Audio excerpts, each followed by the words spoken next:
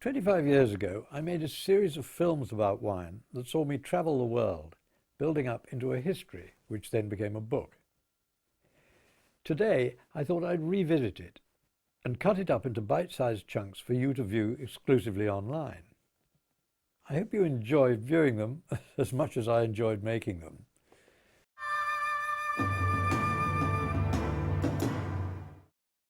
Wine can't be, and certainly shouldn't be, separated from the elements that go to make it what it is. The earth, the air, the weather. It's a topic that engages people passionately, and nowhere more than in Burgundy. It's not very impressive, is it? This really could be a field of vines anywhere in France. And yet this tiny plot, I don't mean the whole hill, but just the 5 acres in this corner here, is valued at the same sort of rate as a building site in the middle of Paris. Why? Because it makes the world's most expensive red wine. Its name is Conte, and princes have been proud to own it down the centuries. But why this one and not this one?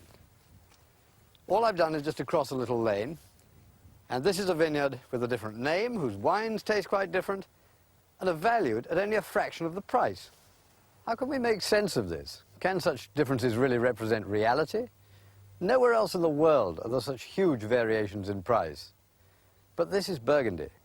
Burgundy is one of the very few places that makes equally fantastic wines, either red or white. So what decides whether a vineyard does grow red grapes or white grapes? It's quite a complicated equation.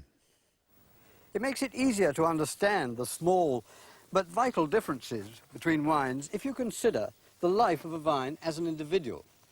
It's really strange to think that all the wine you ever drank was once sap sucked from the ground and coming up through a gnarled old stick like this. It's just flowering time now in June, and you can already see the form of the future bunches of grapes in these bunches of flowers. There are about half a dozen of them on every plant. Between now and when they're picked in about 4 months' time, when of course they'll all be golden and juicy and sweet, just think of all the days and nights and the rain and the sun and the wind, all the different conditions that will envelop this particular vine. Just over there's a wall. Now, if it casts a shadow early in the morning, its day will effectively start late, it'll ripen later. The sum of all these tiny differences is the character of a vintage and a wine. And the owner of a vineyard like this will know it so intimately that he can tell you how many bunches each vine has and how ripe they are. Underlying all these differences of style and of quality, of course, is geology, the basic soil science. So I asked the professor of geology from the University of Dijon, Noël Leneuf, to give me a steer. Out in the vineyards, Professor Leneuf gave me a graphic explanation of how it works on the hill of Cote. Starting at the bottom, on the flat land, the vineyards are of modest quality, partly because they drain less well. Between the road and the wall is mainly hard limestone, with an iron content you can actually see as red in the soil. Top quality red wines grow here. Above that is Cote Charlemagne, where we examined the ditch, paler to look at, grey, limey clay, and world famous for its superlative white wine. So it really is a layer cake, even to the icing at the top. Centuries of experience and experiment have led the Burgundians to refine their choice of their red grape to just one variety, the Pinot Noir.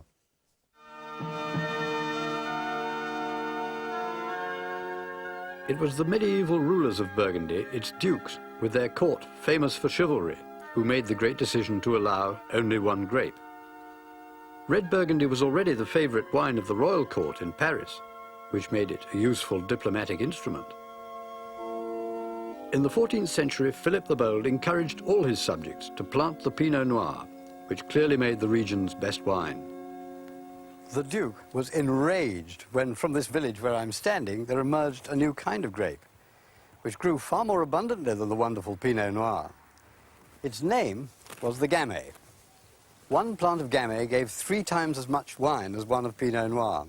The crop came earlier, with less trouble, and not surprisingly, everybody started to grow it. But its wine, in the Duke's words, was foul, even harmful to human beings. He published a decree to banish it from his realms. Disloyal, he called it. In actual fact, it was a perfectly good grape, just growing in the wrong place. Banishment took it to the south, where a completely different soil transformed it into the fruity purple liquid that the whole world knows today, Beaujolais. And Gamay has no Gamay anymore.